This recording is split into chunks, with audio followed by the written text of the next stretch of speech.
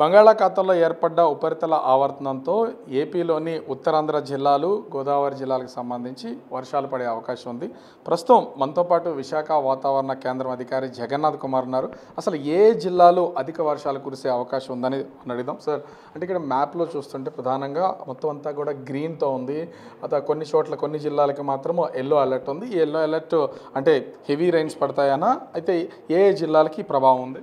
ఒకటి, ఈ ఫలానా సినాప్టిక్ కండిషన్స్ వల్ల ఈ రకమైన వాతావరణం ఉండే అవకాశం ఉందని ముందుగా చెప్పుకుంటాం. ముఖ్యంగా నిన్న వాయువ్య బంగాళాఖాతం, దానికి ఆనుకొని ఉన్న పశ్చిమ మధ్య బంగాళాఖాతంలో ఉన్న ఉపరితల ఆవర్తనం ఈరోజు కొంచెం భూమి మీదకి వచ్చి ముఖ్యంగా దక్షిణ ఒడిశా, ఉత్తర కోస్తా ఆంధ్రప్రదేశ్ మధ్య 4.5 కిలోమీటర్ల ఎత్తు వరకు ఉపరితల ఆవర్తనంగా కొనసాగుతుంది. ఇది దక్షిణం వైపుకు వంగి ఉన్నది.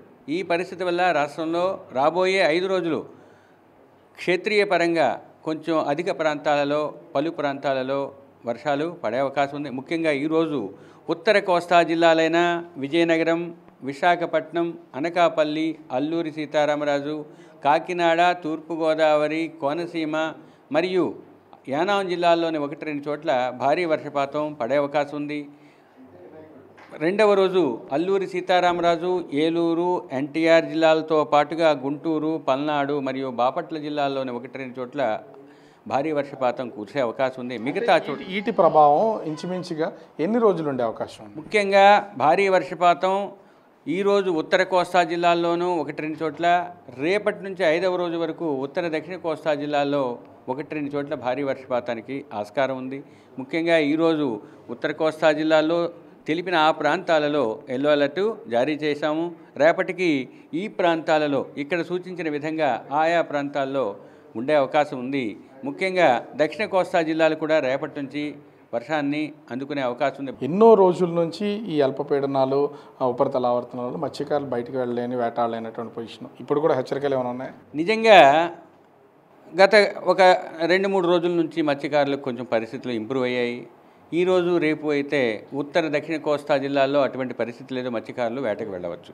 3వ రోజు ముఖ్యంగా దక్షిణ కోస్తా జిల్లాలు, దానికి ఆనుకుని ఉన్న ప్రాంతం, దానికి కొంచెం ఆవల 40 నుంచి 50 కిలోమీటర్లు, గరిష్టంగా 60 కిలోమీటర్ల వరకు ఎదురుగాలు 3వ రోజు ఉండే అవకాశం ఉంది. కాబట్టి ఈరోజు రేపు మత్స్యకారులు వేటకు వెళ్ళవచ్చని తెలియజేయడం జరిగింది.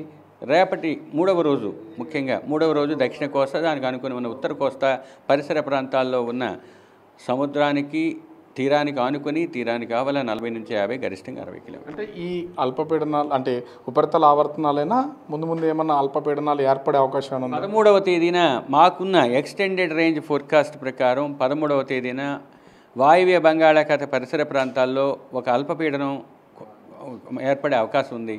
ఆ పరిస్థితి ఉపరితల ఆవర్తనం ఏర్పడిన తర్వాత దాని యొక్క విస్తృతిని బట్టి మీకు తెలియజేయడం జరుగుతుంది. అంటే 2-3 రోజుల నుంచి కురుస్తున్న వర్షాలకు మొన్న ఒక ప్రమాదాన్ని చూసాం, భారీ పిడుగులు పడుతున్నాయి.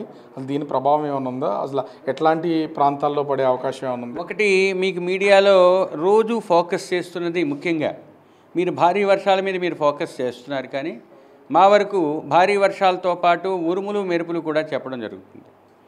అది కాకుండా ప్రతి 3 గంటల వరకు నౌకాస్టింగ్ లేదా తత్కాల పూర్వానుమాన సేవల్ని అందజేస్తుంది. దాని ద్వారా ఉరుములు, మెరుపులు, భారీ వర్షాలు, ఈదురుగాలులు, వీటికి సంబంధించిన సూచనలు, సలహాలు, హెచ్చరికలు ఉన్నట్టయితే స్టేట్ డిజాస్టర్ మేనేజ్మెంట్ అంటే రాష్ట్ర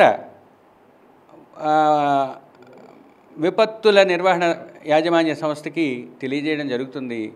దాని ద్వారాతో పాటుగా డిస్ట్రిక్ట్ కలెక్టర్స్కి, మిగతా స్టేక్ హోల్డర్స్కి కూడా మనం ఇటువంటి ఉరుములు, మెరుపులు ఉన్నట్లయితే తత్కాల పూర్వానుమానం ద్వారా తెలియజేయడం జరుగుతుంది. ఇక ముందుగానే ఈ 5 రోజులు ఉత్తర దక్షిణ కోస్తా జిల్లాల్లో ఈ విధంగా ఉంటుంది అని చెప్తున్నాం. ముఖ్యంగా ఉత్తర కోస్తాలో రాబోయే ఈ 5 రోజులు కూడా ఉరుములు, మెరుపులు కూడా కొనసాగే అవకాశం ఉంది. దక్షిణ కోస్తాలో 2వ రోజు నుంచి 5వ రోజు వరకు ఉంది.